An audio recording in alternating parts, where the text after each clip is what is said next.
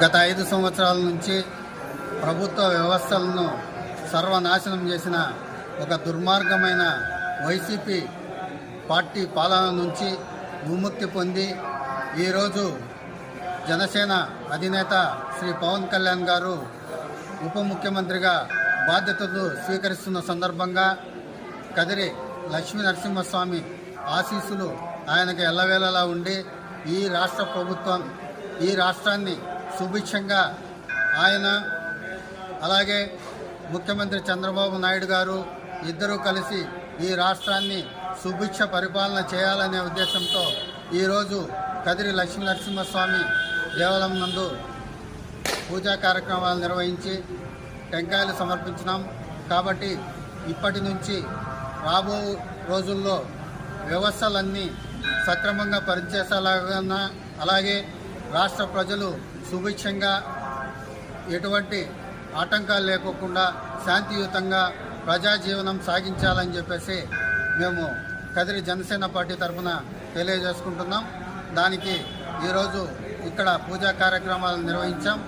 కాబట్టి రాబో 5 సంవత్సరాల్లో యువత అయితేనేమి, ఉద్యోగస్తులు అయితేనేమి, అంగన్వాడీలు అయితేనేమి, ప్రజలైతేనేమి, రైతులైతేనేమి, కార్మికులైతేనేమి అందరూ సుభిక్షంగా ఈ రాష్ట్రం దేశంలోనే నంబర్ 1 పొజిషన్కు చేరుకోవాలని చెప్పేసి ఆ లక్ష్మీ నరసింహస్వామిని వేడుకుంటున్నాం.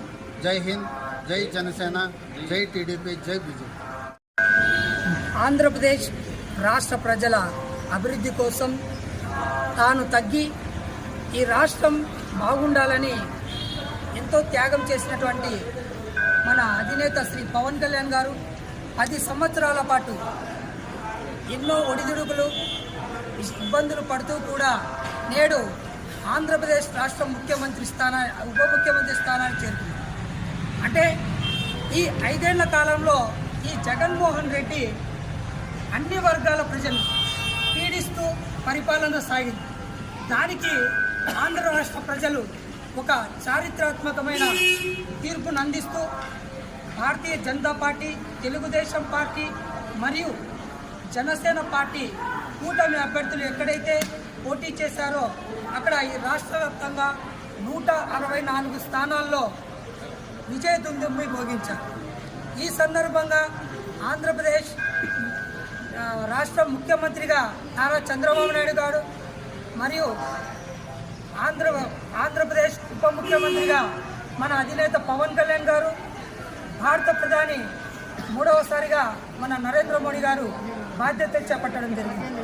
ఇదే క్రమంలోనే ఆంధ్రప్రదేశ్ రాష్ట్ర కేబినెట్ మినిస్టర్గా పంచాయతీరాజ్ మరియు అటవీ శాఖ, శాస్త్ర సాంకేతిక పరిశ్రమల శాఖ మరియు గ్రామీణాభివృద్ధి శాఖ మంత్రిగా నేడు ఆయన పదవి బాధ్యతలు స్వీకరిస్తున్న సందర్భంగా కదిరి లక్ష్మీ నరసింహస్వామి వారి ఆలయంలో రాబోయేదంతా ఒక స్వర్ణయుగంలో ఉండాలని, ఆంధ్రప్రదేశ్ రాష్ట్ర ప్రజలు సుభిక్షంగా పరిపాలన అందించాలని కూటమి అభ్యర్థి అయినటువంటి నా కద్దికుంట వెంకటప్రసాద్ గారు కూడా కదిరి అభివృద్ధి కోసం కృషి చేయాలని ఆకాంక్షిస్తూ ఆ కదిరి లక్ష్మీ నరసింహస్వామి వారి ఆశీస్సులు మెండుగా ఉండాలని కోరుకుంటూ మేము కదిరి జనసేన పార్టీ తరఫున మరియు మా ఇన్ఛార్జ్ భైరవప్రసాద్ గారి ఆధ్వర్యంలో స్వామివారికి 101 కొబ్బరికాయ సమర్పించి ఆంధ్రప్రదేశ్ రాష్ట్ర అభివృద్ధిలో మేము సైతం ముందుంటామని తెలియజేయడం జరిగింది.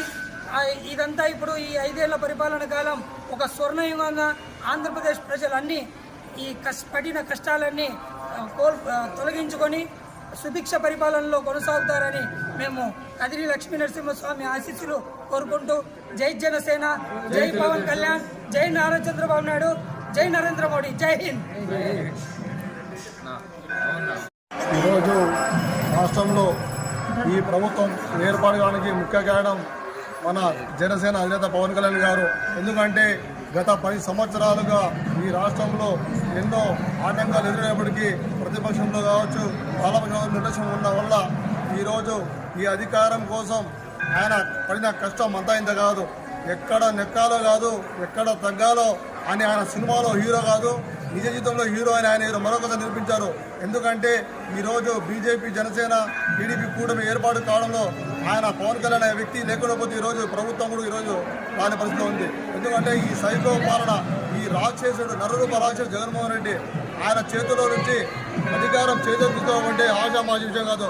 అలాంటి వ్యక్తి భవిష్యత్తులో మరిన్ని కార్యక్రమాలు చేసి రాష్ట్ర ప్రజలకు కాదు, దేశ ప్రజలకి ఆయన ఒక మార్గదర్శకుడిగా నిలబడేందుకు ప్రజలందరూ సంతోషిస్తున్నారు. ఈరోజు ఆయన ఉప ముఖ్యమంత్రిగా ప్రమాణ స్వీకారం చేసి ఈరోజు బాధ్యత తీసుకున్న సందర్భంగా ఈరోజు కదిరి లక్ష్మీనరసింహస్వామి టెంపుల్లో 101 టెంకాయ కొట్టడం జరిగింది.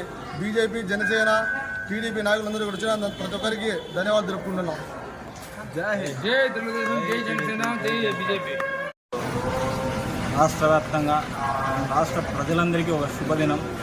ఎందుకంటే గత 5 సంవత్సరాలుగా ఈ రాష్ట్రంలో ఇబ్బందులు పడని ప్రజానికం అంటూ ఏది ఉంది. యువత, నిరుద్యోగులు, రైతులు ప్రతి ఒక్కరూ ఈ సైకోపాలనతో విసిగి వేసారిపోయారు.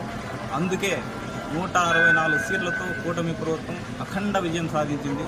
ముఖ్యంగా ఈరోజు పవన్ కళ్యాణ్ గారు ఇటు రాష్ట్రంలోనూ అటు కేంద్రంలోనూ ప్రభుత్వం ఏర్పడడానికి ముఖ్య పాత్ర వహించి ఈరోజు ఉప ముఖ్యమంత్రిగా, రాష్ట్ర మంత్రిగా ఈరోజు పదవీ బాధ్యతలు చేపట్టారు.